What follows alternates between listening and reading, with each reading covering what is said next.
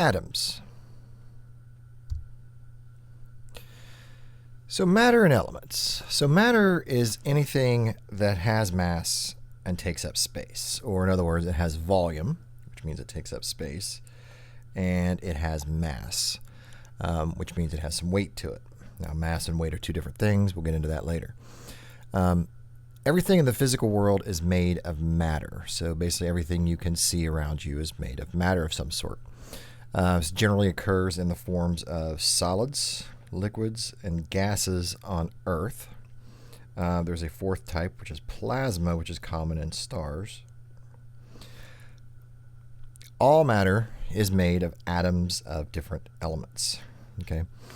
So elements are substances that cannot be broken down into simpler substances by chemical or physical means. So they are the simplest types of matter, really.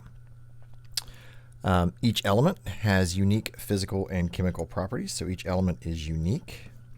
So for example, gold and aluminum. Those are two different examples. We know gold is kind of a yellowish metal that's really soft. Aluminum is a silvery metal that is also fairly soft.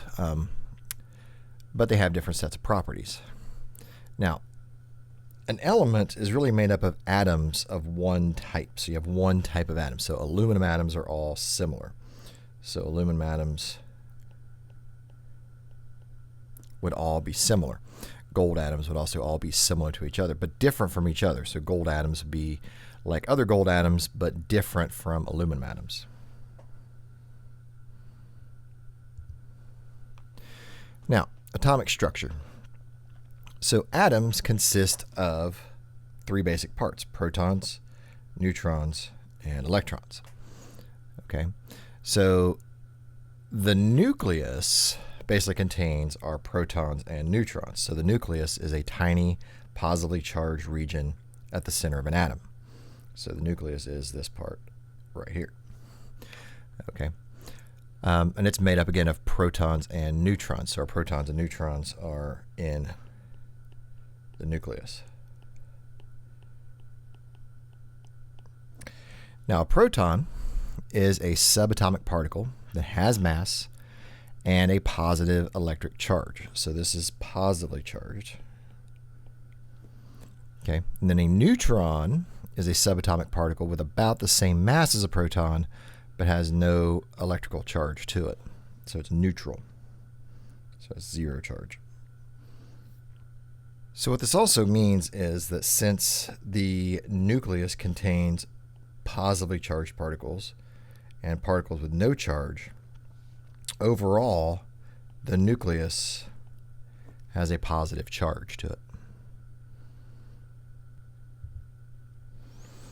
Atomic structure. So the nucleus is surrounded by an electron cloud. Okay, so we have the nucleus at the center of the atom, and then we have this electron cloud, which is all this blue area out here. Okay, so an electron is a tiny particle that has a little mass and has a negative charge equal in magnitude to the proton's positive charge, but it's the opposite charge. So electrons are negatively charged. We usually say the electrons have a -1 charge. We say that protons have a +1 charge. Equal numbers of protons and electrons make atoms neutral. So for example, if I have one proton and I have one electron and I add those together, I get 0 charge. Electrons exist in a cloud due to constant motion, making it impossible to find exact positions. In fact, really, you can know the velocity, so you know the direction and the speed that an electron's going, but you don't know, the more accurately you know that, the less you know about where it's at. And the opposite is true. The more exactly you know where it's at, the less you know about where it's going. So you really can't figure out exactly where these things are and where they're going to. So they exist as a cloud. Now, symbols for elements. So there are 92 naturally occurring elements, the lightest being hydrogen to the heaviest being uranium. And that's, again, the naturally occurring ones. We have synthetic ones, which are man-made elements, above 92, up to 118, actually. Others have been produced in the laboratories. Yeah, that's these. So from about 93 to 118, and there's like one or two that are lower than that. Identified by one or two letter chemical symbols. So H is for hydrogen, for example, C is for carbon, O is for oxygen, Ca is for calcium, etc. So sometimes the symbol has to do with the element itself, the name of the element. So H for hydrogen, C for carbon, O for oxygen, Ca for calcium. You've got to be careful because Ca is also what carbon starts with. So you have to memorize that carbon is C and Ca is calcium. Some element names are based on older names. So Hg is mercury. Well, why? Because hydrogyrum is an old name for mercury. Au for gold, because the old name for gold is aurum. And then Cu is for copper, because the old name for that is cuprum. Those are mostly Latin names. Other examples, you got Cd for cadmium. Now this is like the first and third letter. You got magnesium, which is Mg, first and third letter. Chlorine, which is Cl, which is also the first and third letter in the name.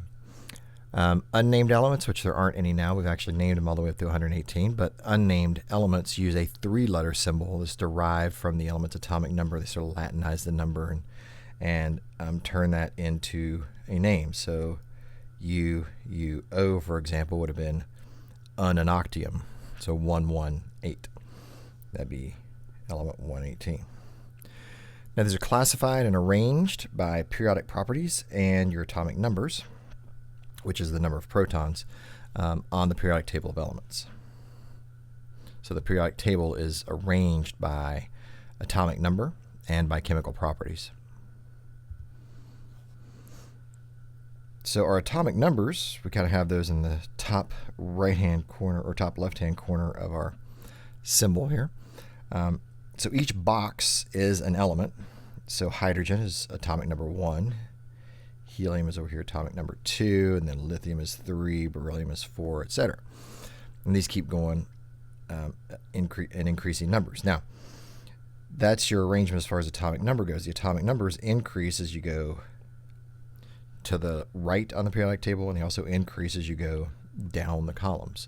So you got 1 here, 3, 11, 19, 37, and then in a given row or period, goes like 55, 56, 57, etc.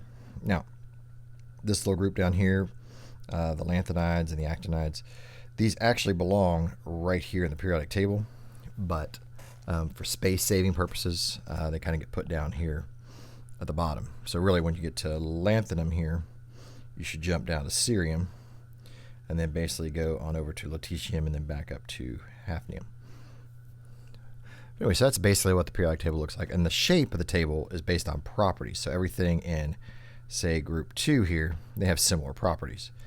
Everything in group 18, the noble gases, they have similar properties. Everything in the halogens have similar properties.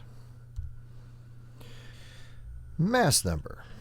So the number of protons and neutrons in atoms of different elements varies widely. In fact, the number of protons determines what elements you actually have, so they're definitely going to change between elements. The number of protons in an atom's nucleus is its atomic number. So our atomic number is based on the number of protons in the nucleus. Now, if we add the protons and the neutrons in the nucleus, then we end up with the mass number. Okay. Now, the mass number is actually going to be a whole number. It's going to be an integer. Positive integer, so a whole number. Okay. Whereas atomic mass down here, this is not a whole number. It's related. These two are related, but they're not the same thing. The mass number is basically your protons plus your neutrons in the nucleus. So for example, uranium-238 has 92 protons because it's uranium, and uranium has 92 protons. If it does not have 92 protons, it's not uranium.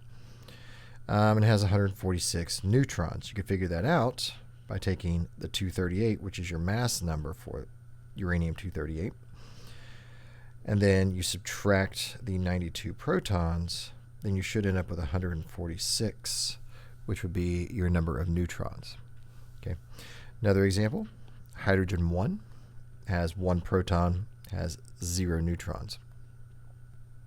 So if you just have the periodic table and just have your atomic mass, you really cannot use that to figure out how many neutrons you have, because there are different isotopes of those elements.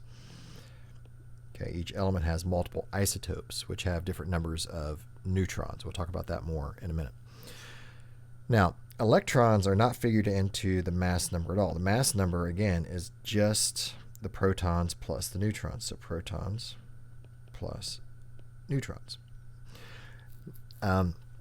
Electrons are also not figured into our atomic mass over here.